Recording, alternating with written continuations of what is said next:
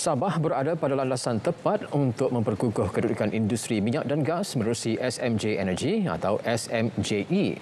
Penubuhannya pada 2021 menandakan era baharu lanskap ekonomi Sabah dan kini menjadi antara syarikat GLC paling strategik di negeri berkenaan. Laporan Magdalena Depol.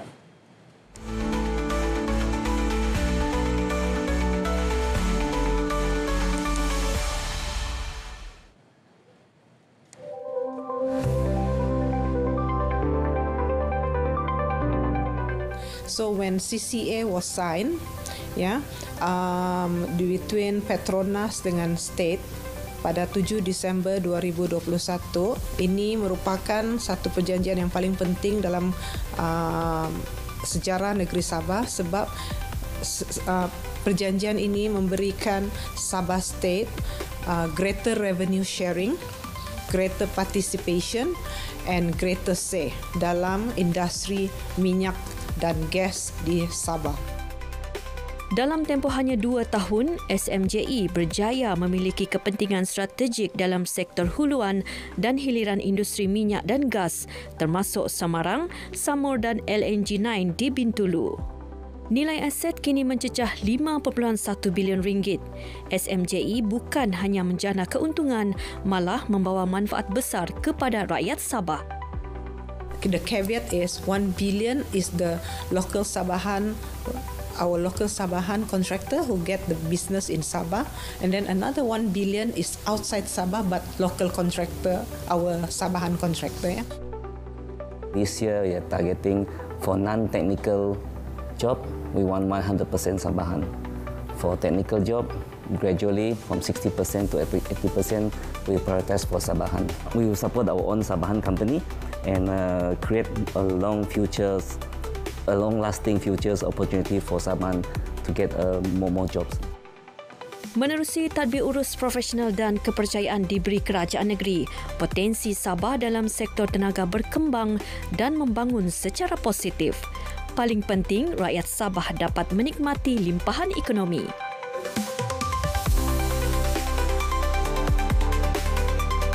SMJE bukan sekadar syarikat tenaga, ia adalah simbol harapan dan masa depan tenaga Sabah yang lebih lestari dan berdaya saing. Magdalena Depol, RTM.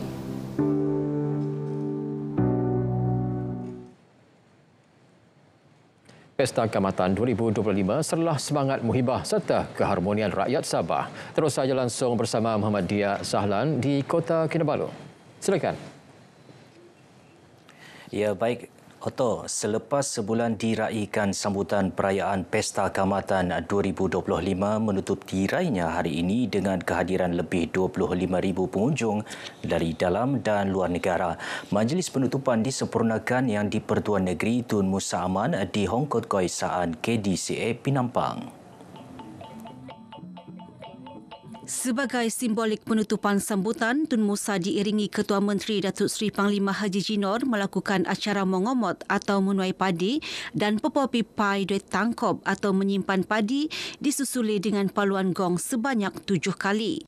Tun Musa kemudian melafazkan ucapan penangguhan sambutan Pesta Kaamatan 2025. Terdahulu dalam ucapannya, Presiden KDCA Tan Sri Joseph Perin Kitingan yang juga Hu Guan Siu menzahirkan penghargaan kepada semua pihak terlibat menjayakan Pesta Kaamatan tahun ini yang bertemakan Kaamatan untuk semua. Perayaan ini bukan sahaja membawa kesatuan dan perpaduan dalam kalangan masyarakat Sabah, malah membawa negeri ke peringkat lebih tinggi khususnya dalam sektor pelancongan. Pelbagai persembahan menarik memeriahkan sambutan ini, antaranya persembahan tarian dan nyanyian, persembahan kuaya serta kemunculan peserta Unduk Ngadau 2025 yang menjadi acara kemuncak sambutan. Tun Musa turut melawat rumah-rumah tradisi pelbagai etnik di KDCA. Pesta Kaamatan Perayaan Warisan Masyarakat Kadazan Dusun Murut Rungus KDMR diraikan setiap tahun bagi menandakan tamatnya musim menuai berlangsung dengan penuh meriah. Di Hongkod Keesaan KDCA Penampang, ribuan pengunjung hadir menyaksikan pelbagai aktiviti kebudayaan sejak awal pagi tadi. Perkembangan lanjut bersama wartawan Magdalena Depol. Teruskan, Meg. Baik, terima kasih Dia. Masih lagi dengan kemeriahan sambutan Pesta Keamatan Peringkat Negeri Sabah tahun 2025 di mana lafaz penangguhan upacara Majlis Penutupan Pesta Keamatan Peringkat Negeri Sabah tahun 2025 serta pengisytiharan penutupan Pesta Keamatan Peringkat Negeri tahun 2025 telah disempurnakan yang di-Pertuan Negeri Sabah Tuan Yang Terutama Tun Datuk Seri Panglima Musa Haji Aman dengan diikuti dengan paluan gong 7 kali. Dan bersama dengan saya ketika ini Timbalan Menteri Pelancongan Kebudayaan dan Alam Sekitar Datuk Jonathan Bangkwai. Baik Datuk, terima kasih untuk bersama dengan kami pada petang ini. Mungkin juga Datuk boleh komen dengan sambutan Pesta Keamatan tahun ini mencerminkan semangat perpaduan masyarakat secara keseluruhannya. Ya, seperti mana yang kita tahu, tema perayaan pada kali ini ialah keamatan untuk semua. Keamatan for all, keamatan montok tainsanan. Itu sendirinya menunjukkan bahawa perayaan keamatan ini kini diraihkan oleh semua kaum tanpa mengira anutan agama dan sebagainya. So perayaan Pesta Keamatan ini bolehlah kita anggap sebagai perayaan untuk seluruh rakyat Sabah, ya, tanpa mengira seperti mana yang saya nyatakan tadi, tanpa mengira bangsa, agama dan juga kepercayaan politik. Kerana kita ingin melihat Pesta Keamatan ini sebagai satu wadah untuk menyatupadukan rakyat Sabah. Dan saya rasa sedikit sebanyak itu telah tercapai dengan apa yang kita lihat, semua lapisan masyarakat hadir untuk turut meraihkan Pesta Keamatan pada tahun ini. Okey, baik Datuk. Harapan Datuk terhadap masa depan sambutan Pesta Keamatan dalam konteks perpaduan, kemajuan dan juga warisan budaya. Saya percaya perayaan Pesta Keamatan ini akan terus menjadi satu platform untuk menyatupadukan rakyat. Kerana kita lihat sejak beberapa tahun ini penglibatan masyarakat daripada semua lapisan, ya, di Sabah turut bersama dalam meraihkan Pesta Keamatan ini, dan sudah tentulah ini menunjukkan bahawa Pesta Keamatan akan terus terpelihara, akan terus diraihkan melibatkan semua kaum yang ada di Sabah ini. Okey, baik, terima kasih sekali lagi. Dan dengan tadi sempat sedikit untuk kita kongsikan bersama dengan anda pada petang ini, di mana juga akan masih berlangsung nanti iaitu acara yang cukup mencuri perhatian, iaitu pertandingan unduk ngadau. Jadi nantikan keputusannya nanti pada malam harinya. Dan selain daripada itu juga kita harap orang ramai masih lagi terus hadir untuk mengunjungi, di mana banyak lagi rumah-rumah tradisi yang boleh anda kunjungi dengan keunikan tradisi dan juga kebudayaan di Sabah ini. Baik, sekian laporan dari saya, Magdalena Depol, RTM, kembali ke studio bersama dengan Dia. Baik, terima kasih Meg. Berita seterusnya. Penantian puluhan tahun penduduk Kimanis menikmati kemudahan jalan raya yang baik dan selesa berakhir apabila kerja-kerja naik taraf Jalan Bukit Manggis siap tidak lama lagi. Ahli Parlimen Kimanis Datuk Muhammad Alamin berkata kerja naik taraf jalan sejauh 25 km itu akan memudahkan perhubungan penduduk terutama mengangkut hasil-hasil pertanian. Naik taraf Jalan Bukit Manggis yang menghubungkan Kimanis, Bongawan dan Membakut itu akan merubah sosioekonomi penduduk di kawasan tersebut.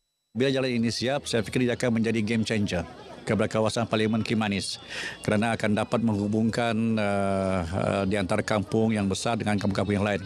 Datuk Muhammad yang juga Timbalan Menteri Luar Negeri ditemui pemberita selepas merasmikan Pesta Keamatan Dun Bongawan di Dewan Serbaguna, Kampung Langsat, Membakut. Terdahulu dalam ucapannya, beliau berkata Pesta Keamatan wajar disambut dalam keharmonian kerana ia merupakan perayaan bersama tanpa mengira kaum, agama dan latar belakang.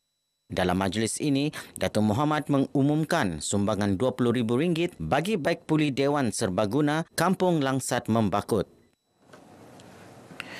Lembaga Hasil Dalam Negeri Malaysia Hasil Sabah menyasarkan kutipan RM6.2 bilion daripada pembayar cukai tahun ini. Sasaran itu selaras pertumbuhan pesat ekonomi dan pematuhan pembayaran cukai.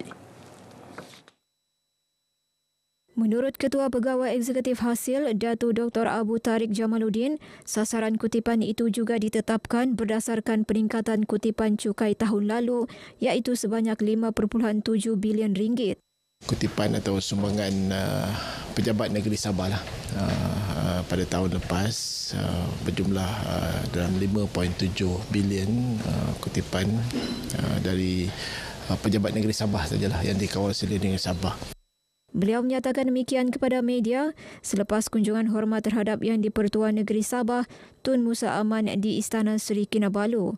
Kunjungan bertujuan memaklumkan barisan kepimpinan baharu hasil negeri Sabah serta aktiviti yang telah dan sedang dilaksana. Ini termasuklah pelaksanaan ops tombak di Tawau baru-baru ini untuk meningkatkan hasil kutipan cukai. Terdahulu, Tun Musa turut menerima kunjungan hormat daripada Institut Jurutera Malaysia IEM Cawangan Sabah. Kunjungan bertujuan menjemput Tun Musa dan isteri Toh Puan Farida Tusin menghadiri majlis makan malam sempena ulang tahun ke-50 penubuhan IEM di negeri ini pada 14 Jun depan. IEM Cawangan Sabah menyampaikan jemputan rasmi kepada Yang Berbahagia Tun untuk hadir ke majlis annual dinner. Kita punya sempena dengan Golden Jubilee 50 tahun lah, ulang tahun Institut Jurutera Malaysia Cawangan Sabah. So sebenarnya sebelum ni Tun memang banyak menyokong kita lah, especially dalam pembinaan training center IEM Sabah ni.